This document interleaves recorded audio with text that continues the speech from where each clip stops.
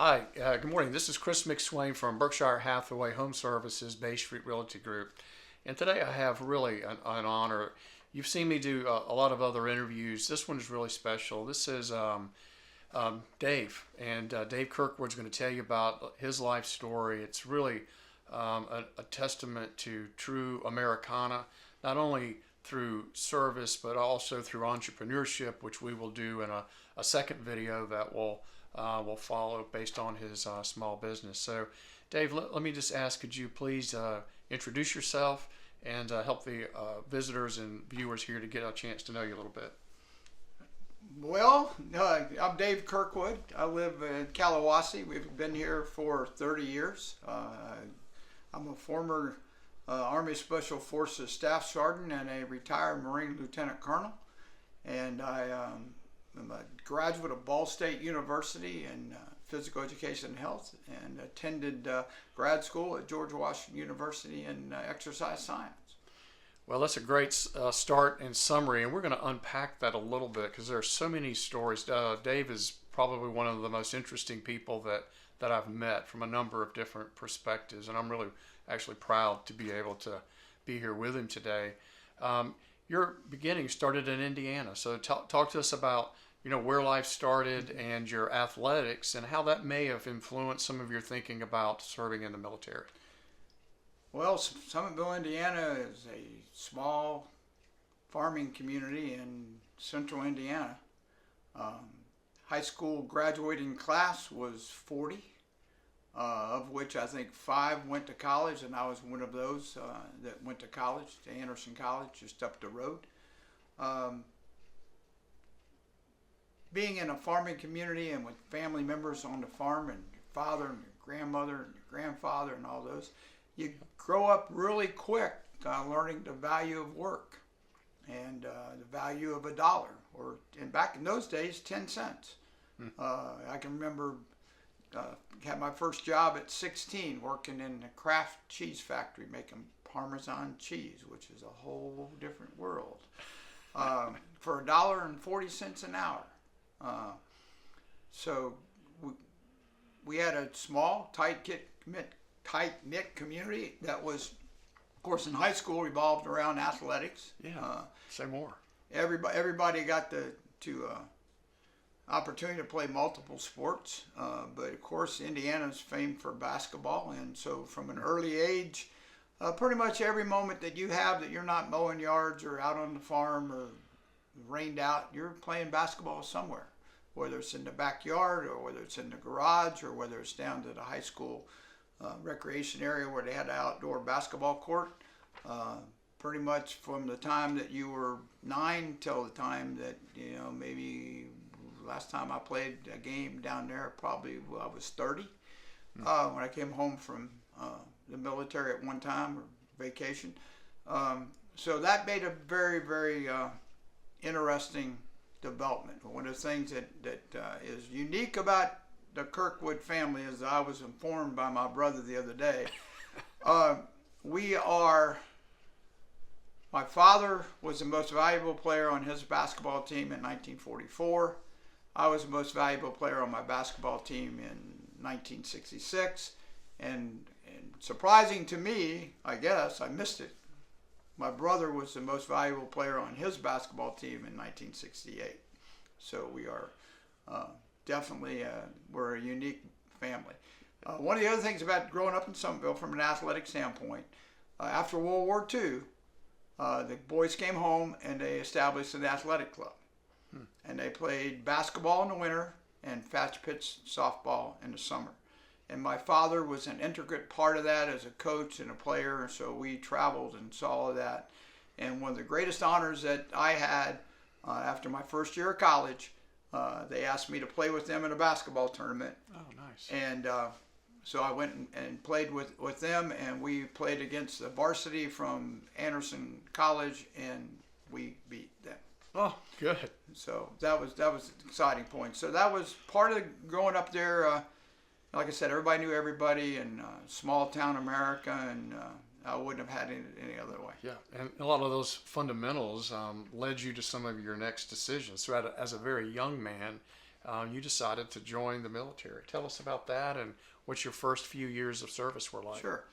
I'd gone to college, played basketball, and back then freshmen weren't on the varsity, so we had a very successful freshman year at Anderson College. That summer, I was working on a construction job because it paid a little bit more than what working in a cheese factory did.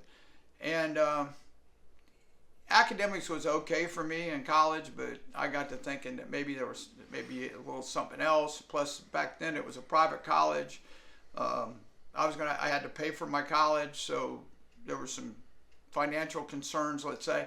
So I got to thinking about it, and well, it just so happened that my cousin, who was passing through on his way to Vietnam, stopped by to see me. He was my second cousin, and I used to spend some time with him in Tipton, Indiana. And he'd gone to Ball State on a Air Force ROTC scholarship, played football and ran track. And so he talked about it, and then he mentioned this thing called the GI Bill. He said, well, if you serve in the military successfully and you get out, you get this money to go to college. And I thought, sounds like an interesting thing to do. However, it was 1967, and there was this little event going on called the Vietnam War, which I really knew absolutely nothing about, and nor any of the guys that had maybe gone and came home. I never realized that they went or they came back, because that's not the way it was. So him and I talked, and I thought, well, gee, I'll just go in the Army. So I volunteered to go in the Army, and there was this thing about they paid you $55 more a month to jump out of an airplane. Now, everybody in my family knows that I was not real happy up on the roof or the top of the barn. But anyway, $55 more a month, I decided that was a good deal. So I went airborne unassigned and went through recruit training and managed to spend extra 2 weeks in recruit training because during a football game, somehow I got a cut on my finger that turned into cellulitis, and I got to spend 2 more weeks in recruit training than everybody else. Then I went to Fort Gordon, Georgia for airborne infantry training for 10 weeks. And while I was there, the Special Forces recruiting team came around. Now, I was only 19 years old in December of 67. And they came through and they made and they made a selection. And they took 2 out of our entire company, and I was one of them. So I was on orders to go to Fort Bragg for Special Forces training when I completed airborne school. So we got to airborne school. And I think I went in the Army at 155 pounds, and by the time I got to jump school, I was about 200. Yeah, a lot of training. Yeah, and so that was a lot of put a lot of muscle, I guess, on this little thin body of mine.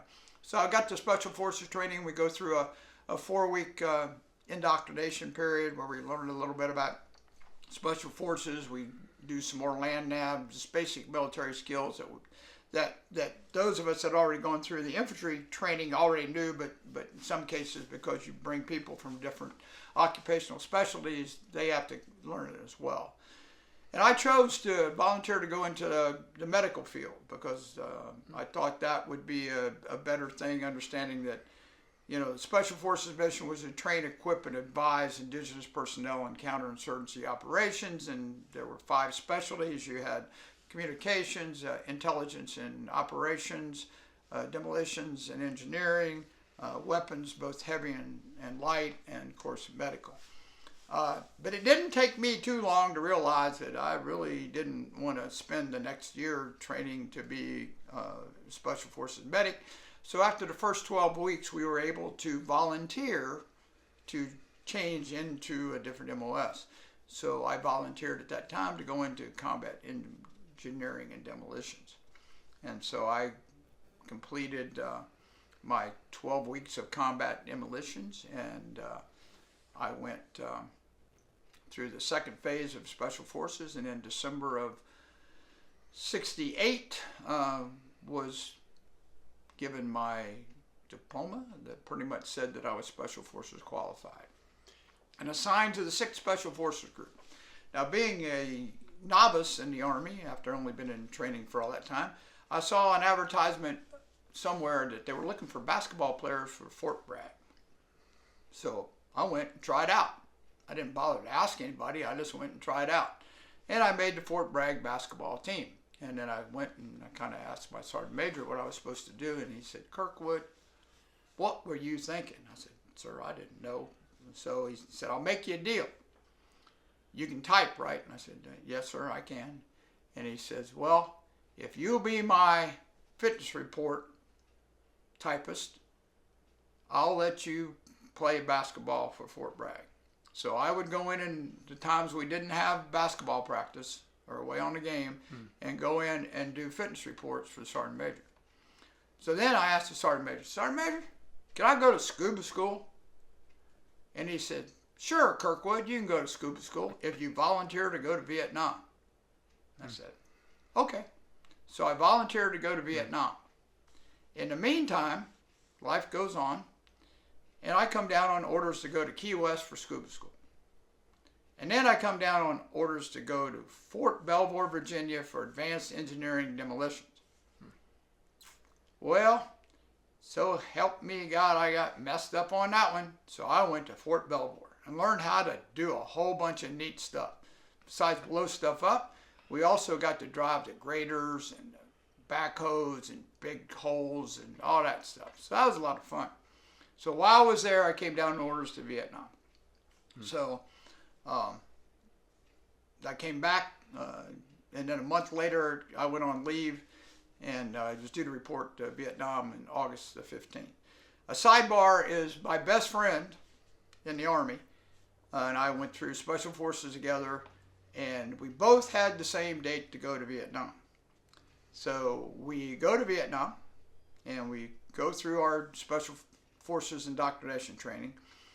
And we both volunteer for, back then was called CCN, CCS, and CCC. Well, now with all the things, if you're involved in the military, basically it's called MACV-SOG. Well, because I was a demolition specialist, and they needed an engineer on an aid team down by the Cambodian border in 4 Corps, they said, no, you can't go do that. You got to go down there. In the meantime, he somehow managed to get his MOS changed to 11 Bravo, so he ended up going to the Mike Force in 3 Corps, which was another highly active unit. So we spend a year having adventures back and forth, communicate a couple times, and then we come back on the same plane. Oh, how interesting. Same plane. And we didn't see each other for 30 years. And we finally got together a few years ago up in Boston, and that was a great experience, and we now continue to communicate. The Special Forces experience in Vietnam was, people ask a lot of questions. I'll just put it this way. Please. I read an article one time, getting ready when I was doing some other military service, and I ran across a passage that Ernie Pyle had written about Staff Sergeant Mitchell Page at the time. And Mitchell Page was a World War II Marine that was being awarded the Medal of Honor. And what he wrote was, based on Page's personality, I assume, was that he would rather have gone unrecognized only to have been remembered in reflections of his greatest days. So how I, as I got a little older, how I dealt with whatever experiences that one would think about was that whenever I think about them, I always thought about them as my greatest days and not my worst days. And so that's one of the things I think that has helped me go through, those years and not look at them, not think about them in a negative way, but always look at them in a positive way. I was one of the last, because of the nature of the war, I was one of the last Special Forces team members on my A team, A415 and Delta Company, to serve a full 11-month tour without being medevaced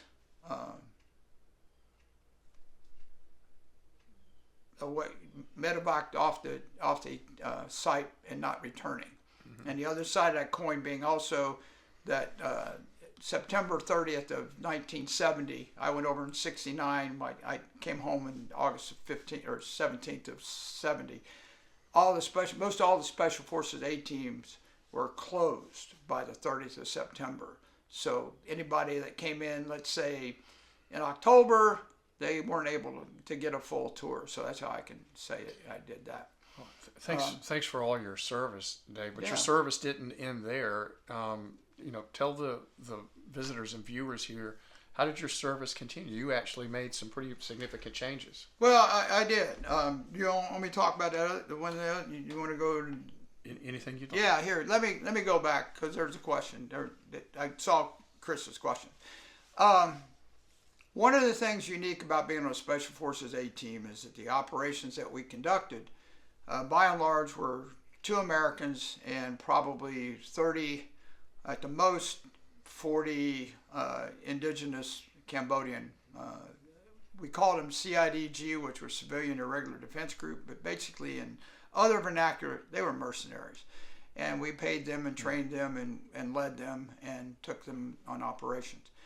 So no telling who you would go out with. The units rotated. We didn't have I had a small unit that I dealt with a lot, but by and large the other guys didn't. And so you would have rotations that would come up and you would be deployed. Like I went on a deployment for 30 days down to the Seven Mountains area. And then we'd come back and another couple guys would go down there with a company, and we did some interesting operations like that. So you never really got to go out with the same guy twice unless you were the team sergeant who only would go out with the medic. I don't know why he would do that, but that was his preference and that's the way it worked. So, you go out on these operations, you come back, sometimes you make a little contact, sometimes you don't. But the most exciting thing that happened was I got to go on R&R to Australia. And I come back from Australia and I find I got a new detachment commander I didn't know. And I walk in the door and they say, "Kirkwood, we got a deal for you." And I said, "Oh, what is that?" "Well, you've been going over the border a couple times and we've just gotten permission that we're going to have this big counteroffensive," they called it, "and we're going to cross the Cambodian border and we're going to go find the NBA and try to destroy them. There's sanctuaries there." And I said, "Oh," I said, "well, who's going with me?" And they said, "Well, the lieutenant's going with me." I said, "Which one?" He said, "Well, Lieutenant Page." I said, "Who's Lieutenant Page?" "Oh, the new detachment commander." I said, "Okay." So we commenced to go across the Cambodian border. I went over it a little bit earlier than everybody else, and the rest of them caught up with me because we put a little company, our battalion together. We took all the A teams and took a company, and we never operated like this before, so it was a unique experience. So I got to spend about 6 weeks in running operations in Cambodia during the counter sanctuary offensive. I think it's something like that we're called. And so during that time, there were multiple things were happening. One of the neat things is we kept finding stuff. And one of the things that we found was a cache of plastic explosives. A very, very, very large cache of plastic explosives. So I had no idea how big a hole this thing was going to make. So I put a daisy chain of charges around it, pulled it, and gave myself about 5 minutes to run like hell to get away from it.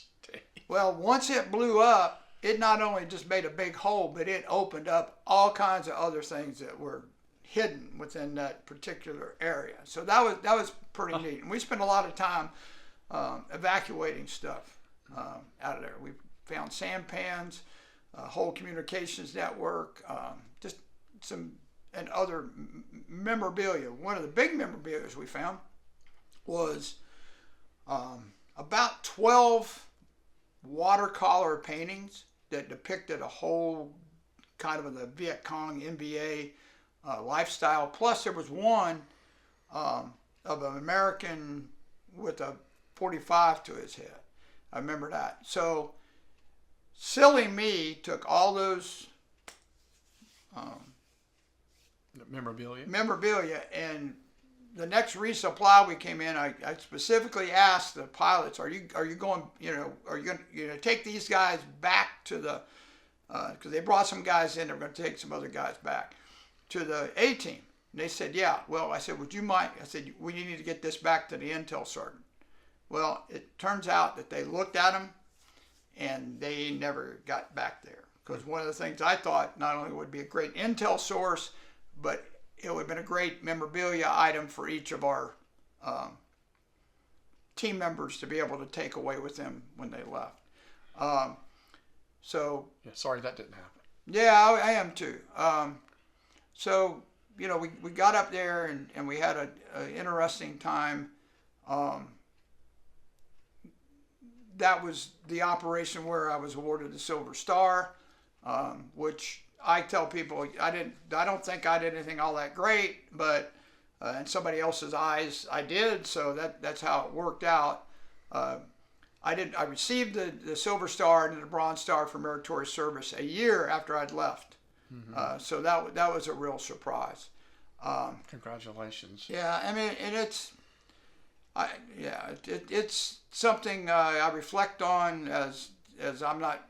When I read about some other people's accomplishments, you can never discount somebody else's valor. I mean, it's all in the eye of the beholder and whoever saw whatever happened and how they do it. So, but there's some things that I sometimes, and this is a personal story, and I'll go ahead and share it because a friend of mine that was in the 6th Special Forces group with me also went to Vietnam, and he was. There were 4 A teams under a B team, and he was on B431, which is BTT. And him and I would talk on the radio at night. He was a communicator. I used to have to do radio duty. So we would go secure and jump frequencies and talk to each other. So we were good friends. We went to a promotion board together, and we had some real fun experiences. And it so happened, I was on the radio one night, and we had these events that I forgot about these. They called them Night Hunter Killer Teams, and it was a dream of somebody. And so what they did is they took a platoon of CIDG and 2 Americans, and we had 4 UE helicopters and 2 gunships, and then 1 was a command and control. And we put them down on the airstrip at night, and we would go down there and sit on the airstrip, and C-130 would patrol the border of our AO with Cambodia and the whole area between us and wherever. And if they found any movement, they would insert us at night. And that is the scariest thing I have ever done in my life. All right.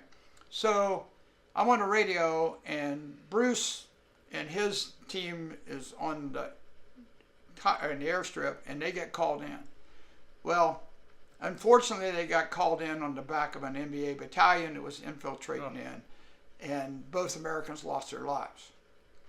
So the years go by, and I'm not going to say I got survivor's guilt, but probably I did, because on the Vietnam Memorial wall and stuff, there was no awards for valor for him, and here I am alive and walking around with, a Silver Star.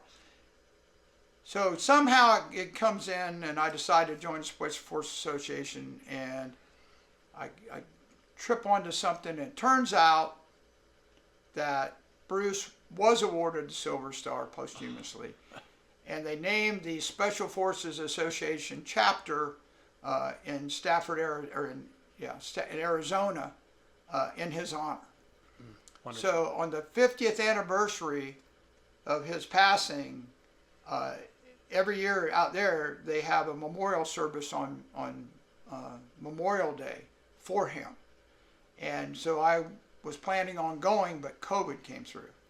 So the next year, my best friend Bill Gillette, former Marine Lieutenant Colonel, retired, him and I took a trip, and we went all the way out to Stafford, Arizona, and I was able to speak at that particular memorial service and kind of share with the family and friends exactly what had happened, because I don't think they really knew what had happened. And so that was one of the things that I'd always had. So I'm really thank you so much for sharing that. What a wonderful story. Oh, what an amazing example for us all to hear and to respect. Let's keep going, Dave. Okay. What are some of the other things that you did after that point?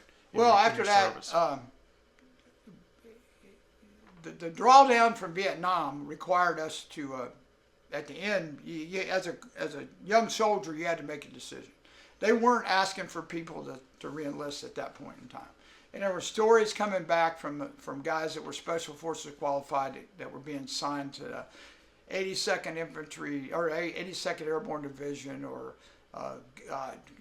ROTC instructors, whatever it was. And for those of us that have been doing what we're doing, those weren't the things we really wanted to be involved in. So they weren't asking, and so I just said, okay, I'd planned to go back to college all along. I had that GI Bill, so I went back to college. Started basically, I guess, right where I left off. They changed some things while I was gone. I made the JV basketball team, and I ran track, so that was a good thing. So time goes by, and I played varsity basketball, and then there were some things that happened, the disagreement between me and the university, or the college, if you will, and so I was asked to leave. So I left college and kind of looked around, just tried to go back in the Army, and they didn't really want me at that time, I guess, because they didn't know all about me and I wasn't going to share it with them, so I chose not to do that. So I ended up going back to college at a different university, and then I ran into the Marine PLC recruiters. So I decided that that probably would be a good idea, because I was a military at heart after being there. And the other thing I didn't do, I really didn't talk to the Army about commissioning programs either, but I thought, gee, Marines got a pretty good reputation, so I went ahead and chose to do that. So I entered Marine Corps as a second lieutenant in 1974 and started my Marine career. I spent 6 years on active duty with the Marines. I went to Camp Lejeune, did a med cruise for 7 months, and trained in Greece and Turkey and Italy and France and Spain. I think that was about the big countries we hit. Then got chosen to go to Paris Island. They had some issues, and they took 40 lieutenants from each of the division and sent them down to become assistant series commanders, which was a whole new experience. So I spent, and I was a first lieutenant, and I ended up becoming the XO of a series company as a first lieutenant with captains as series commanders. So that was kind of interesting. So I got to do that, and then I took over the field training unit, redesigned that, rappelling tower, and integration of some other things. And along the way, my former wife, Cheryl, we started a gymnastics school in Beaufort. And so she was doing that, and I was doing my Marine thing. And then, at that time we had 2 boys, and we were thinking about, what was next. And I was slated to go to Okinawa, and we looked at where we're at, and we say, well, this is a pretty nice place to live. Things are going well for us here. Why don't I just resign and take a reserve commission? So that's my first step as a Marine. And then I was able during the summers, as I was coaching gymnastics, and we'll talk about that a little bit later in the second part. Mm-hmm. But as I was coaching gymnastics, economically it became a good thing. I could continue and build points in the reserves by going to the summers and instructing officer candidates at Quantico. So I spent 3 summers at Quantico, 81, 82, and 83. And then during that time, my former wife and I decided to separate, and I ended up going to grad school. And I spent a year in grad school coaching women's gymnastics and volleyball, and tried to finish that all up. And then I'd applied to go back on active duty with the Marine Corps at that time, and they had a program called the FTS program, which is Reserve Program, and I got selected for that, and I did. So in 84, I went back on active duty as a Reserve Public Affairs and Public Relations and Affairs, God, something like that, crazy thing. Public Affairs Coordinator for the Marine Corps Reserve, which was interesting. The highlight of that tour was I was voluntold to be on the Presidential Inauguration Committee for President Reagan's second inauguration, which was really a highlight. I got to be in charge of the youth ball, the youth concert, and the Medal of Honor reception. And the Medal of Honor reception was absolutely one of the most fantastic things I ever had the opportunity to do. That's amazing. I mean, and we've kind of talked a bit before the interview started. You didn't mention that, so that's I kind of forgot about that. That's okay. That's a good. Imagine forgetting about that. Yeah, well, I mean, it's and I know we can't. I know over here. Yeah, over here is a program from that particular event, and I made it. At that point, I was trying to get all the Special Forces Medal of Honor recipients that were living at that time. There wasn't at that time. I think there were 12 altogether. And I was able to do that, but one of the other highlights was I got to spend probably a half an hour talking to retired General Lew Wilson, the former Commandant of the Marine Corps. And that was definitely one of my real highlights of my life so far. So we got to do that, and then I came back and got sent to Camp Lejeune after that was over and spent 3 years at Camp Lejeune. And while I was at Camp Lejeune, as the RSU Reserve Support Coordinator unit, making sure all the reserves were taken care of. I got selected to go to the Navy War College Command and Staff portion. And I would have been the first full-time reservist to attend the year-long school. But because I'd only been at Camp Lejeune for a short period of time, I couldn't go. So then it turns out the next year, as my tour is coming to an end, I get selected to go to the Marine Command and Staff College full-time resident course, which I end up being the second Marine because there was a Marine that got to go the year before me. So I got to be the second Marine to attend the full course at Command and Staff College.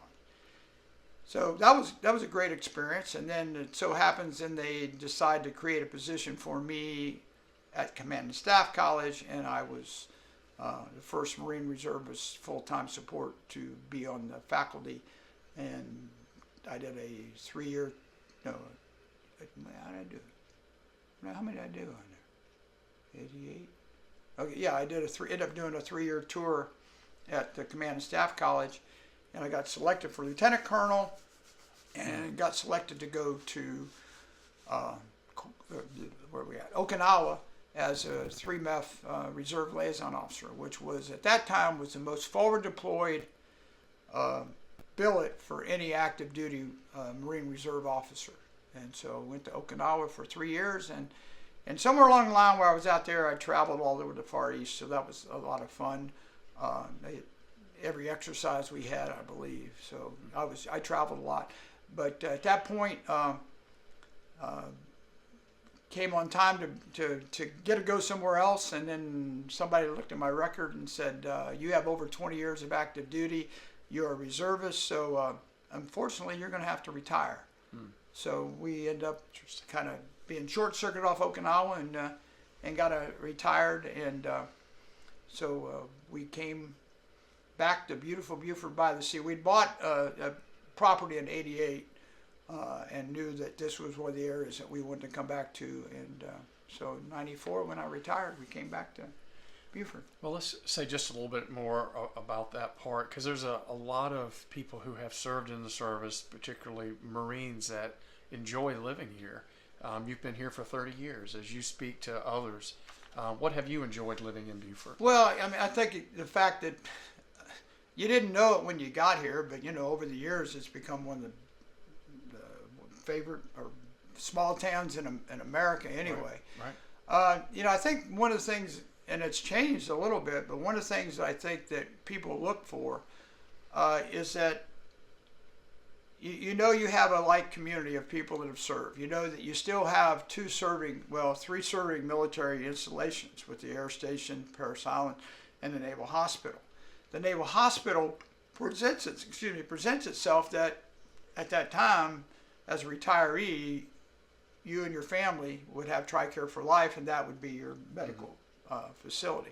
Even though the doctors change, the nurses change, it's the environment and that military feeling that you're still of one. And that's changed a little bit, but I've been told it's supposed to come back to where they're going to try to bring more retirees back into the Naval Hospital Medical Service. Fortunately, I didn't get suspended, kicked out, or whatever, so I still am able to go there for my medical needs. I think the beauty of the area, one of the things that I happen to have been fortunate enough to where I live is when I look out over some of the golf course holes, it reminds me exactly what the Mekong Delta looked like. So it's like I have memories, let's call them, just of what exactly that looked like every day. I think the close proximity to Savannah and the airport, Charleston is one of the destinations for visiting. And back in the day when we first retired, the Charleston military presence was a lot bigger than what it is now. So that would have been another option that still go up there and do that. But I think and the fact that there have been Marines retiring in Beaufort for years, so it just makes it a little bit more closer-knit community in some ways. Thank you for sharing that, and thank you for sharing everything that you have. I think now it's really clear why I use the word proud to describe the moment of being here with Dave in the beginning. I also just want to acknowledge on behalf of all the viewers just a heartfelt appreciation for everything that you have done and given in behalf of the people that you serve and love in our country. There's so many things. We're in a room that Dave calls the hooch, and what's behind us is only a small portion of the really nice things that others have given to Dave through the years to express their appreciation for what he's accomplished and to acknowledge the service that he has given an overview today. Is there, of all the things in the room, is there anything that you'd like just to comment on? This is something that, here you go. We can just move this camera over here so we give Dave a chance to tell us. The heck is all that? This was brought back. It's an SKS, Chinese, holds 5 rounds. I brought it back from Vietnam, and it was in this state of disrepair for about 50 years, and I finally, 2 years ago, got my cousin, who's the one that got me in the Army, to go ahead and put a new stock on it, and every once in a while I take it out and shoot it, but right now I need to clean it off because it's got some issues.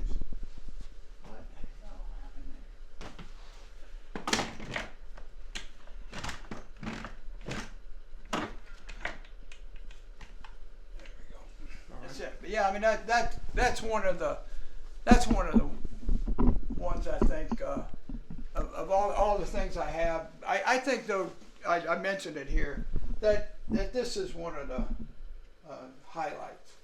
I mean it just was something real special. And then the other thing I have up here also is one of the few pictures of my Special Forces of any A-team group throughout the year. And it so happened to be that Martha Raye, the famous comedian and actress, was one of our supporters, was on a USO tour and came by, and we were able to take a picture. But if you saw a close up at the picture, is that you can really tell that I'm the youngest guy there. I mean, we're talking about some real professionals that have been in the military service for a long time. So that picture is pretty special to me. Well, and to the degree you're comfortable, we'll take a few pictures, and I'll put this on the video Sure. and the blog. come on over a little bit closer. I want to just finish by saying thank you. And, you know, I'm going to tie this back to something you acknowledged in the beginning from your brother. And you kind of went through the chronology of the Kirkwood accomplishments of MVP. I think if anybody has watched, and I hope you have everything in this video, I think you stand very distinctively and unique in a position of being an MVP to not only your local community, but for all those that you serve side by side with. And again, I'm very proud to have had the moments here today with you to learn more about your background. My parting thought is that I've probably only given you through this conversation a fraction of what Dave's experiences are. You've had an interesting life, and as I said, one if not the most interesting people that I've met. Thank you for everything that you've done, Dave. Well, I appreciate it. Yes, sir. Yes, sir. Thank you. Thank you.